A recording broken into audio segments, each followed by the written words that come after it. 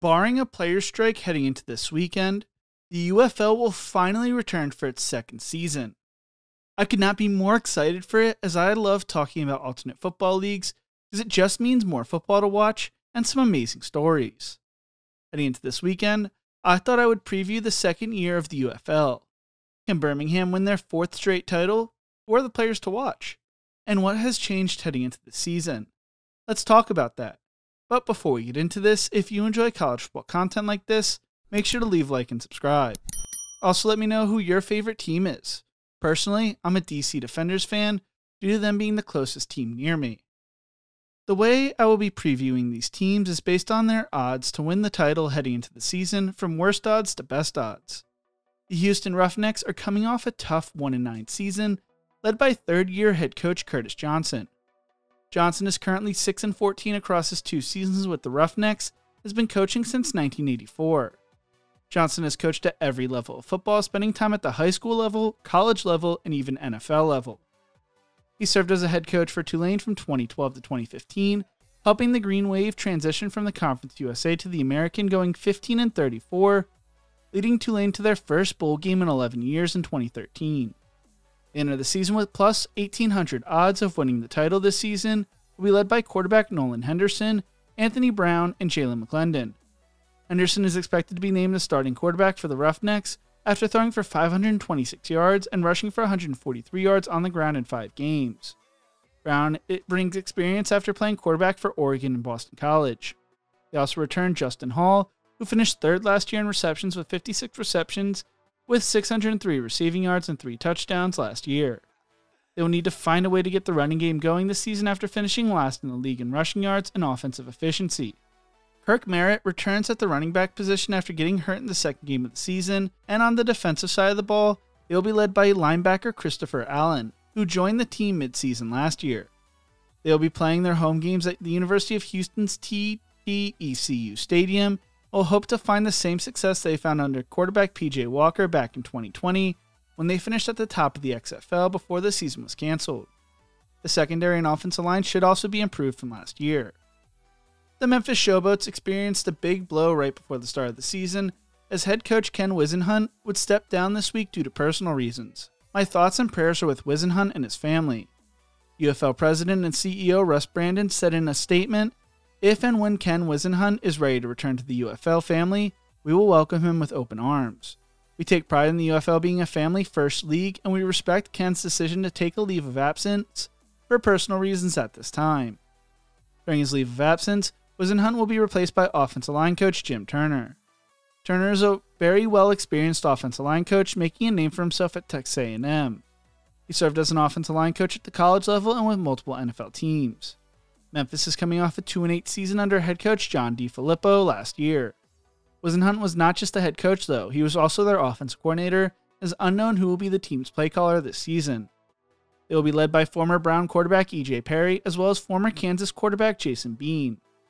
Perry was with the Panthers in 2023 and 2024 before suffering a hamstring injury. The sad thing is, he was coming off a game where he had thrown for 208 yards and a touchdown, completing 16 of his 19 passes, while also rushing for 60 yards and 2 touchdowns against Houston the week before getting hurt. Bean was the top pick in the UFL draft this past year. They will also return wide receiver Dawood Davis, an all-UFL pick, after posting 41 receptions for 446 yards and 5 touchdowns, and Joseph Skates. On the defensive side of the ball, they will have former Memphis standout Jalen Allen at defensive end. Memphis enters the season with plus 1,400 odds to win the UFL title this season. The Arlington Renegades come into the season with plus 1,100 odds to win the UFL title, will be led by the great Bob Stoops once again. In 18 seasons as head coach of Oklahoma, Stoops won 191 games and a national title.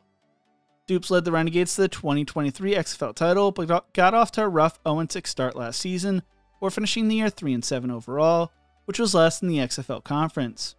Heading into the 2025 season, Stoops told the media, "We've got a whole revamped offensive line, a whole revamped for the most part secondary, and have been looking really good. A lot of the key guys we've had the last couple of years have returned, so I feel good about the way it's all setting up." The return starting quarterback Luis Perez led the UFL in passing yards last year, throwing for 2,309 yards and 18 touchdowns, with just 4 interceptions. He would also have a cup of coffee with the Los Angeles Chargers last season.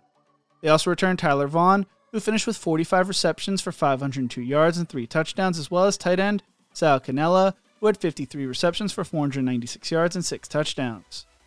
They also retooled their running back room, adding powerback Kalen Ballage and speedback Day Hunter. On the defensive side of the ball, they added Arlington native defensive end Chris Odom, who was named All-UFL with the Houston Roughnecks last year and played in 11 NFL games over the past 2 seasons. They'll look to repeat their success at taking the ball away from opponents after finishing with 16 takeaways last season, which led the league. Can they rebound and make it back to the playoffs this season? The Michigan Panthers ended their season with a bitter taste in their mouth after losing to eventual UFL champions, the Birmingham Stallions, in the USFL side of the playoffs, blowing an 18-3 halftime lead. They're coming off a 7-3 season and are led by head coach Mike Nolan for the 3rd year in a row. Nolan enters the season with an 11-9 overall record and has 30 years of coaching experience. He spent 4 years as the San Francisco 49ers head coach, going 18-37, then 8 years as a defensive coordinator at the NFL level. Nolan was also named the UFL's Coach of the Year. He spoke about the roster to Local 4's Sports Final Edition, saying, "I'm less tense than I used to be. We've got a great squad and I'm really excited for them. The excitement is not just about playing the games and hoping to win the game, but also watching the young players play, get better, and show what they can do." The Panthers returned 68% of their roster from last season. They will be led by quarterback Danny Etling, who threw for 786 yards and 3 touchdowns in 7 games last season. Wide receiver Marcus Sims was an All-UFL player, finishing with 23 receptions for 426 yards and 3 touchdowns. On the defensive side of the ball, the unit is led by safety Kai Nakua, the brother of Los Angeles Rams wide receiver Puka Nakua, who was named All-UFL last year, leading the league with 3 interceptions and 8 pass breakups. He also had 47 total tackles. They will also bring back 2024 UFL Defensive Player of the Year Breland Speaks and 2023 USFL Defensive Player of the Year Frank Ginda. Speaks led the UFL in sacks with 9.5 and tackles for loss with 13.5 in 10 regular season games last year. Panthers entered the season with plus 650 odds to win the UFL title this season. The San Antonio Brahmas are coming off an impressive season under head coach Wade Phillips. After dealing with multiple quarterback injuries, they still managed to go 7-3 and won the XFL Conference title before falling to the Stallions in the title game. Phillips enters this season at the ripe age of 77 years old and will turn 78 at the end of June. He's been coaching since 1969, when he started his career as a grad assistant at his alma mater, Houston. He served as a head coach for the New Orleans Saints, Denver Broncos, Buffalo Bills, Atlanta Falcons, Dallas Cowboys, and Houston Texans, going 90-73 and making the NFL playoffs 5 times.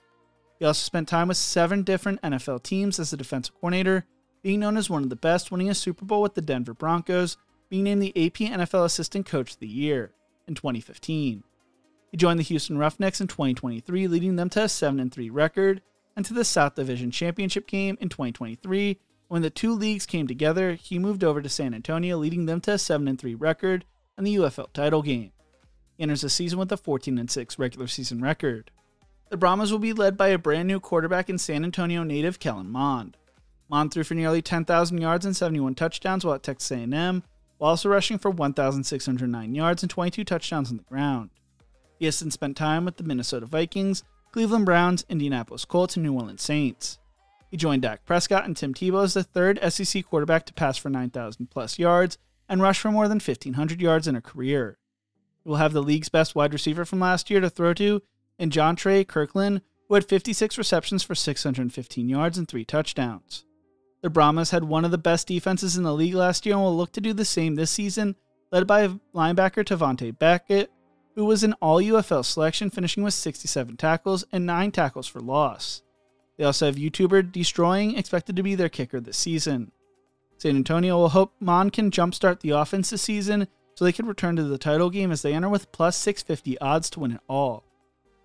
The DC Defenders have had a rough past few days entering the season, which hurts to say as a Defenders fan. There was a lot of excitement heading into the season before the Defenders saw the departure of head coach Reggie Barlow just days before the start of the season. Barlow is now the head coach at Tennessee State, and Defender fans sat anxiously awaiting the news of the rest of their coaching staff, and whether they would be joining Barlow or not right away before the start of the season. Fans can rest easy for now, as Barlow announced that a lot of his coaching staff won't be joining him at Tennessee State until after the UFL season.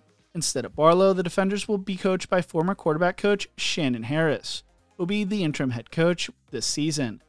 Harris coached Tennessee State, serving as an offensive assistant from 2002 to 2009, and also spent time at Hampton, Alabama State, Alcorn State, and Virginia State. Harris worked under Barlow at Alabama State and Virginia State as his offensive coordinator, or following Barlow to D.C. The Defenders returned star quarterback Jordan Ta'amu for the third year in a row, as Ta'amu was the XFL Offensive Player of the Year and All-XFL team in 2023. Last year, Ta'amu finished second in the league for passing yards, and they also bring back All-UFL returner and wide receiver Chris Rowland, who finished with 20 receptions for 262 yards last season. The biggest return, though, has to be running back Abram Smith, who ran for 788 rushing yards and 7 touchdowns in 2023, but missed all of 2024 with a torn ACL.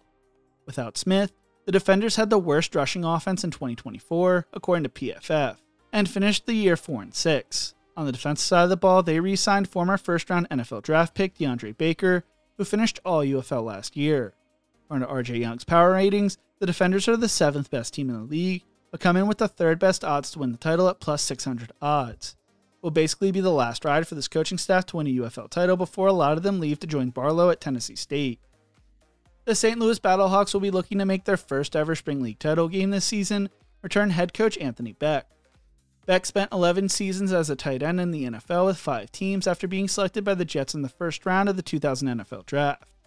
He also spent time coaching tight ends for the San Diego Fleet in 2019. In 2 seasons as head coach of the Battlehawks, Beck has gone 14-6 and 7-3 last year, where they would fall to San Antonio in the XFL Conference title game. For the first time under Beck, the Battlehawks will have a brand new quarterback with Manny Wilkins expected to be the starting quarterback on Friday. They also added Max Duggan, who led TCU to the national title game in 2022 and spent time with the Los Angeles Chargers this past season. He also finished as a Heisman finalist. The quarterback room is also rounded out by Chevan Cordero, who played for Hawaii and San Jose State in college. Cordero led the Mountain West in passing yards with 3,251 and passing touchdowns with 23 in 2022. The new quarterback will be helped out by Jacob Sailors, who led all UFL running backs with 460 yards last season. They also have a great wide receiver in Hakeem Butler, who stands at 6'6" and led the UFL in receiving yards with 652 last year. Both were named All UFL, along with offensive lineman Jardin Jones-Smith and Mike Panasiuk. On the defensive side of the ball, they will be led by linebacker Willie Harvey Jr. Harvey spent time with the Cleveland Browns before the Battlehawks and signed with the Dallas Cowboys last year. The Battlehawks are the favorites to win the XFL Conference this season, coming in with plus 375 odds to win it all. They have one of the toughest home field advantages playing in the Dome.